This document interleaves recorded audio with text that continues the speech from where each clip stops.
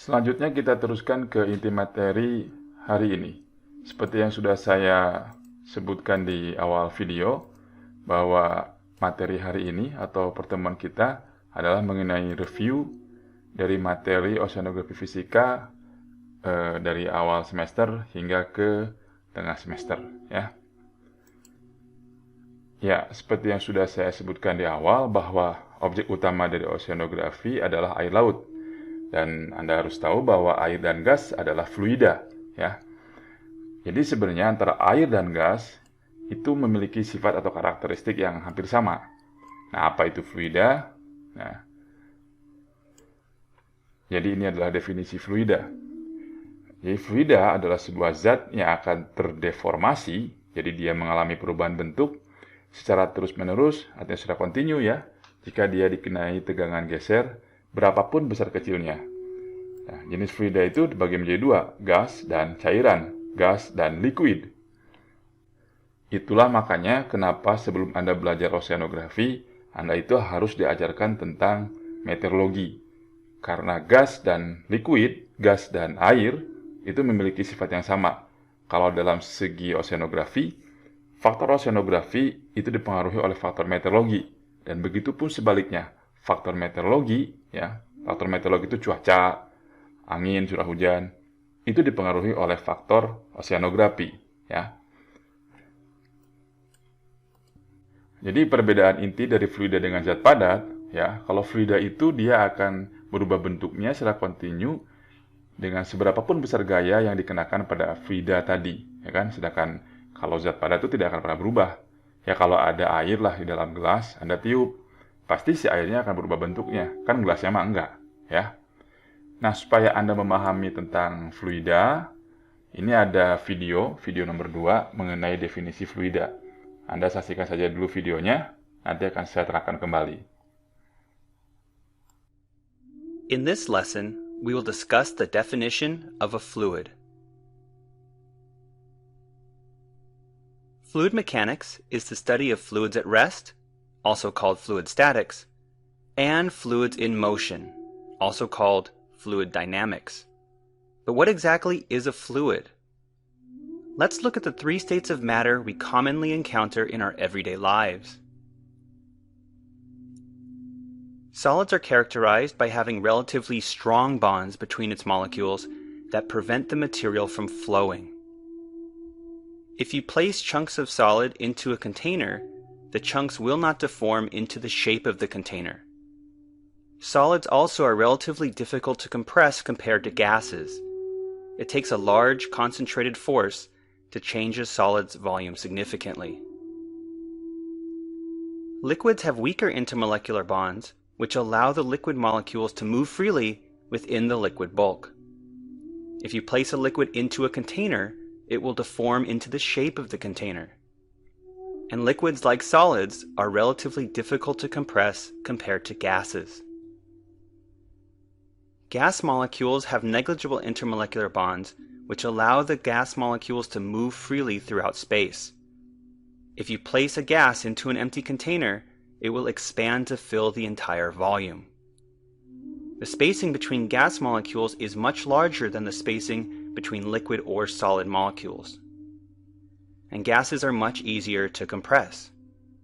So we have described the three states of matter, but we still have not defined what a fluid is yet. Now imagine that there are two sets of very large flat plates. A solid material is placed between the two plates on the left, and either a gas or a liquid is placed between the two plates on the right. Perhaps the material on the left is a block of steel, and the material on the right is water. At an initial time t0, 5 drops of dye are placed in a vertical line in the two materials. A force F is applied to the top plates, while the bottom plates are stationary. This force produces a shearing stress on the material between the two plates. At a future time t1, we would notice that the drops of dye don't change significantly on the left, since solids resist deformation greatly. Of course, this is assuming the shearing stress isn't high enough to rip apart the solid. However, for the material on the right, the drops of dye would move because liquids and gases resist deformation much less. At a later time t2, the drops on the right would have moved even further. So we will define a fluid to be any substance that deforms continuously when acted upon by a shear stress of any magnitude. In fluid mechanics, both liquids and gases are considered to be fluids. Setelah Anda menyaksikan video tadi, saya harapkan Anda memiliki gambaran lebih mengenai apa itu fluida. Selanjutnya kita teruskan ke materi kita. Nah, air laut sebagai bagian daripada fluida itu terdiri dari partikel-partikel, atau bisa dikatakan juga bahwa di dalam air laut terdapat partikel. Makanya ada yang disebut dengan partikel terlarut. Nah, ini kan Anda pelajari di oceanografi kimia ya. Mengenai ini saya tidak akan mengajarkan terlalu banyak. Dan memang oceanografi kimia kan ada mata kuliah tersendiri. Kita akan fokus ke bagaimana air laut itu bergerak. Nah, kita kembali lagi ke sifat-sifat daripada molekul daripada air, daripada fluida maksudnya. Kalau gas kan bentuknya seperti ini, dia lebih renggang. Begitupun juga dengan liquid. Kalau solid atau padat, dia lebih teratur. Baik liquid atau gas, molekulernya itu mengikuti daripada tempatnya, daripada medianya. Berbeda dengan solid. Itu kan saya terangkan ya tadi di dalam video. Nah, kita lihat ke air laut sebagai kumpulan dari partikel. Nah, partikel sendiri ya, itu memiliki massa, betul kan? Nah, massa ini dia akan bergerak jika ada sebuah gaya. Misalnya gaya gravitasi, ya kan? Makanya ada sebuah Makanya rumus gaya itu kan antara F sama dengan M kali A, massa dikali percepatan. Yang saya harus garis bawahi di sini adalah bahwa ketika saya berbicara tentang air laut, maka dalam pikiran Anda itu adalah sebuah partikel atau itu adalah berbagai partikel. Ya, jadi ketika saya mengatakan air laut, massa air, langsung pikiran Anda, oh ya, itu adalah kumpulan partikel-partikel. Partikel apa? Kalau air laut tentu adalah partikel garam, ya kan? Nah, ini kan sudah saya terangkan bahwa ada massa. Maksudnya ketika ada gaya ya, massa ini dia bergerak. Ya. Nah, untuk air laut sendiri pergerakannya dipengaruhi oleh angin. Ya, makanya saya kan tadi sudah sebutkan bahwa sebelum Anda belajar tentang oceanografi, Anda harus belajar tentang meteorologinya. Mengenai pergerakan air laut oleh angin kan sudah diterangkan tuh di pertemuan sebelumnya ya, di pertemuan dengan dosen sebelumnya. Karena bagaimanapun juga dinamika air laut itu pasti dipengaruhi oleh angin. Ya, maksudnya salah satunya adalah oleh angin. Ya, kita lihat lagi. Nah, ini kan sebenarnya inti dari kemarin Anda belajar mengenai massa air. Jadi, air laut, ya kan? Air laut ini, dia memiliki atau dipanasi ya, disinari oleh matahari. Sehingga air laut yang ada di bumi ini memiliki temperatur dan salinitas yang berbeda di tiap wilayahnya. Itu kan? Di kuliah tentang massa air, Anda kan sudah diajarkan tuh tentang temperatur, salinitas, densitas, dan juga tekanan. Ya kan? Dan saya yakin Anda juga sudah diajarkan mengenai diagram TS. Ya, bagaimana cara menghitung densitas dari temperatur dan salinitas. Saya yakin Anda sudah bisa lah, sudah tahu bagaimana cara menghitungnya. Karena semua itu harus dihitung, ya, bukan dihafalkan. Saya kira semua ilmu juga nggak ada dihafalkan, ya, harus di-applying, harus diaplikasikan, gitu ya. Oke, ini kan materi review, jadi hanya mereview saja. Nah, kembali ke gambar ini, sebagaimana Anda sudah diajarkan, bahwa ada perubahan antara temperatur, salinitas, densitas, atau saya sebut sebagai parameter massa air, ya. Jadi ada perubahan antara parameter massa air dengan kedalaman, ya kan? Nah, kalau misalnya temperatur, dia berbentuk seperti ini kan? Kalau tekanan, dia berbentuk garis lurus. Jadi semakin ke dalam, tekanannya semakin besar. Kalau temperatur, ada bagian yang disebut dengan termoklin, ya kan? Yaitu bagian yang dengan cepat berubah terhadap kedalaman. Sedangkan sound velocity, ya, saya tidak tahu ya apa Anda diajarkan tidak mengenai bunyi di dalam air. Nah, sedangkan sound velocity dia hampir sama dengan, maksudnya hampir sama di atas dengan thermokin. Ketika dia mengalami deep water, dia sama dengan tekanan. Ya, kita lihat lagi selanjutnya. Nah, ini kan gambar grafik yang tadi ya, mengenai temperatur yang berubah terhadap kedalaman. Jadi di tiap lapisan kedalaman, temperatur ini berubah sesuai dengan nilainya. Ya kan, ya kalau di permukaan karena dia panas, ya tentu dia lebih tinggi. Semakin ke dalam, di mana di mana sinar matahari berkurang, maka dia semakin rendah suhunya. Nah, ada dua istilah yang biasa digunakan untuk menyatakan temperatur. Yang pertama adalah temperatur in situ, yaitu temperatur atau suhu yang tercatat terekam pada kedalaman tertentu. Lalu ada yang disebut dengan temperatur potensial, yaitu temperatur air dari kedalaman tertentu setelah dipindahkan ke permukaan, ya kan, secara diabatis, tanpa kontak dengan planet sekitarnya. Ya, poinnya begini deh, kalau temperatur in situ itu temperatur yang direkam atau di record pada kedalaman yang kita maksud. Jadi seolah-olah kita masuk ke dalam air dan kita mengukur temperatur itu pada kedalaman tertentu. Nah, kalau temperatur potensial, ini adalah temperatur yang kita angkat ke atas permukaan lalu kita ukur tanpa adanya kontak dengan permukaan adiabatis. Nah, atau saya lebih jelasnya kita lihat pada beberapa gambar berikut ini. Untuk mengukur temperatur in situ, ada alat yang disebut dengan CTD, Conductivity Temperature and Depth. Jadi temperatur oleh alat ini, dia diukur secara langsung. Jadi alat ini dimasukkan ke kedalaman, nanti dia ngukur langsung nih terhadap kedalaman. Ini kalau saya bisa zoom, ini akan kelihatan oleh alat ini, dia merecord tiap kedalaman, tiap berapa kedalaman dia merecord temperaturnya, sehingga muncul seperti ini. Ini adalah alat pada zaman sekarang. Nah, kalau zaman dulu bagaimana, Pak? Pada zaman sebelum era digital seperti sekarang, untuk mengukur temperatur in situ, itu digunakan suatu alat yang disebut dengan termometer terbalik. Apa itu termometer terbalik? Jadi, termometer terbalik itu, ini ya gambarannya, alatnya, adalah termometer raksa biasa, yang diturunkan pada kedalaman tertentu. Nah, pada saat kedalaman tertentu yang kita tuju, dia akan berbalik dengan cara dipukul oleh sebuah messenger. Jadi nanti ini diturunkan ke dalam laut yang kita tentukan atau ke kedalaman yang kita mau. Lalu setelah itu dilepaskanlah messenger. Nah, messenger ini gunanya adalah untuk memukul daripada reserve termometer ini. Mukul, dia akan berbalik seperti ini. Nah, dia akan berbalik. Nah, turunkan, berputar. Nah, dia akan berbalik. Nah, kenapa harus berbalik? Nah, kita lihat ini ya. Nah, di dalam termometer terbalik, itu ada yang disebut dengan pigtail, ya, atau buntut babi gitu.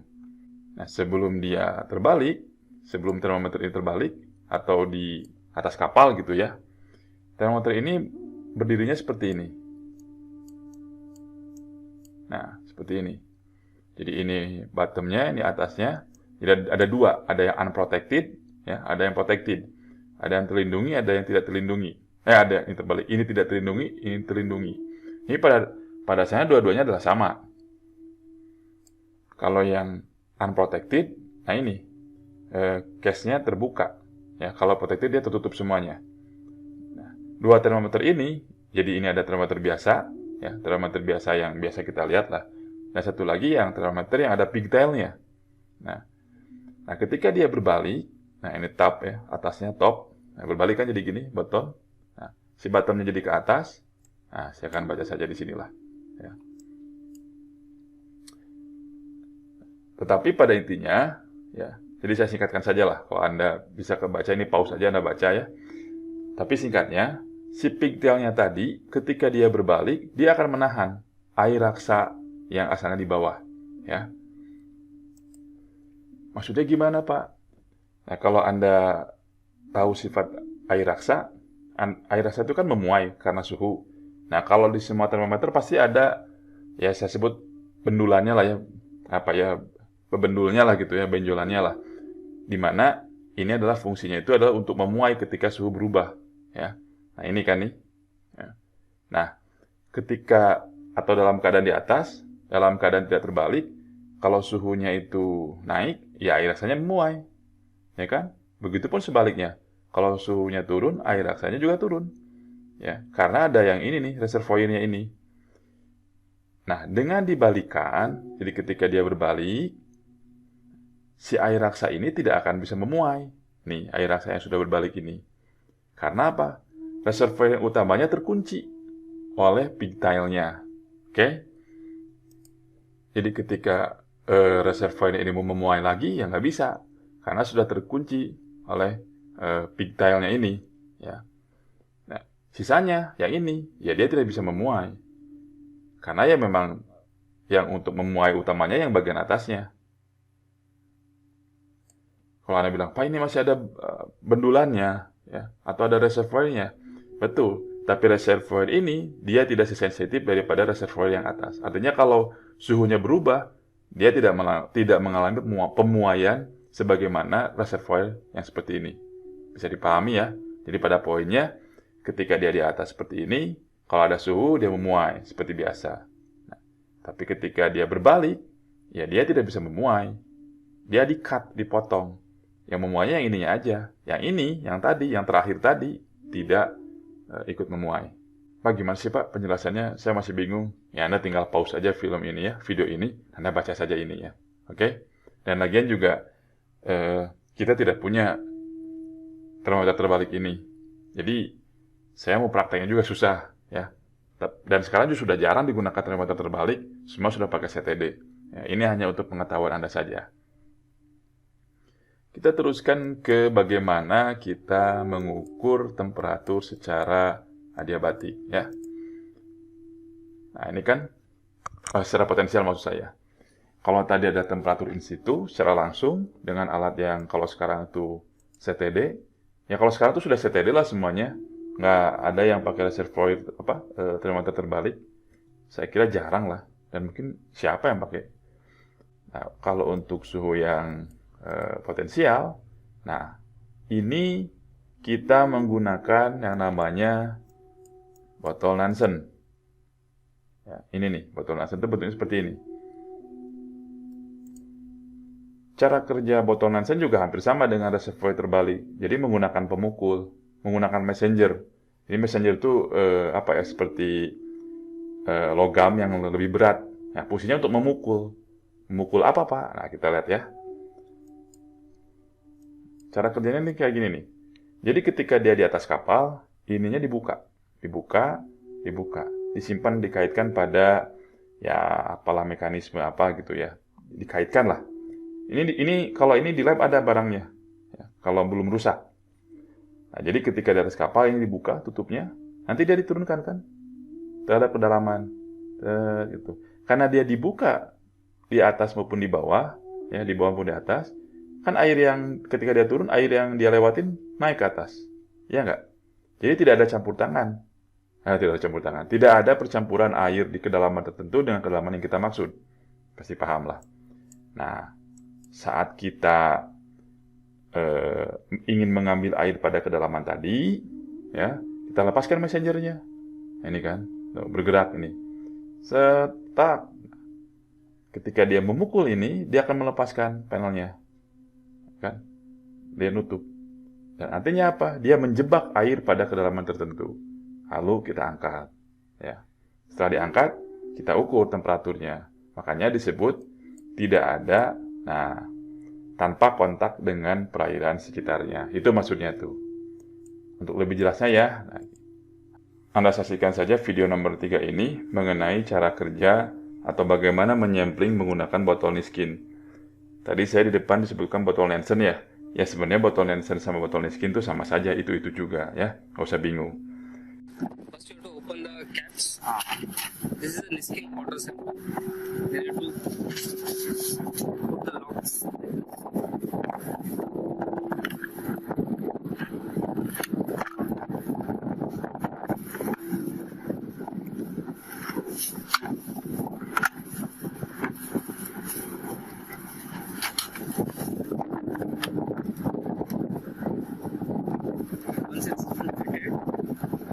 check the weights.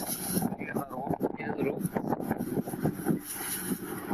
Pull on the messenger.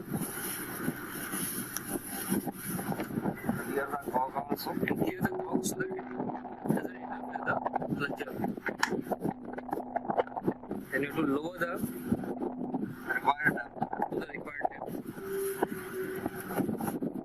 Holding the messenger in your hand And lower the and lower the water sampler like this. like this.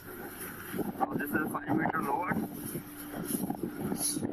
Once it is lowered to the required depth, you have to send the messenger like this. And leading sender like this. So it's right.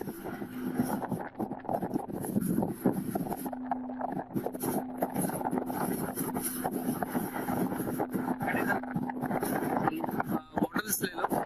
Okay, once it's covered, you have to put this thing directly to the bottle. This way.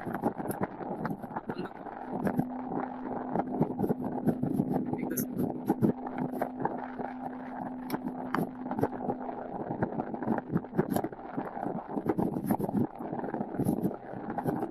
Review 5.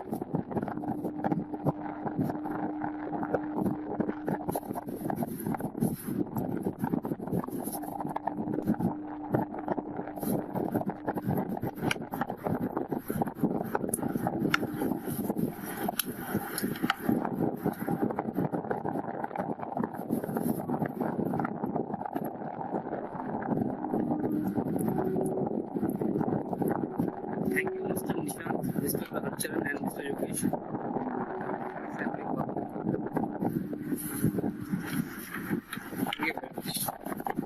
Sekarang sudah kebayang ya bagaimana cara menggunakan botol Niskin atau botol Nansen itu untuk sampling air laut. Selanjutnya kita lihat bahwa proses pengangkatan sampel air ke permukaan seradiabatik ya dengan botol tadi itu akan mengakibatkan tekanan berkurang sehingga sampel air tersebut mengembang. Jadi volumenya bertambah. Akibatnya suhu menurun. Maka dari itu, temperatur potensial akan selalu lebih kecil daripada temperatur in situ. Makanya yang paling baik itu ya mengukur secara in situ. Tapi kalau alatnya nggak ada gimana? Ya terpaksa kita menggunakan temperatur potensial ya.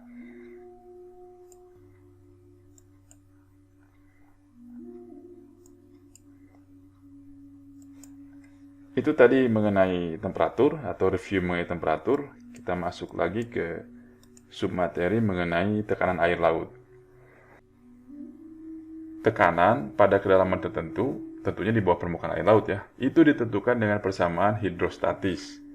Rumusnya ya, ini kan sebenarnya rumus Pascal waktu Anda kuliah lah. Rho GH. Ya ini Anda ingat-ingat lah, gampang lah Rho GH. Jadi tekanan itu tergantung kepada massa jenis air. Itu di sini kalau air laut ya massa jenis air laut, ya kan? Gravitasinya dan H kedalamannya. Di dalam oceanografi, tekanan air itu dinyatakan dalam desibar. 1 bar itu sama dengan 1 atmosfer, sama dengan 1 Pascal. Dan secara umum, setiap perubahan kedalaman 1 meter, terjadi juga penambahan tekanan sebesar 1 desibar. Makanya, perbandingan antara tekanan sama kedalaman itu berbanding lurus. Selanjutnya kita lihat lagi mengenai densitas air laut.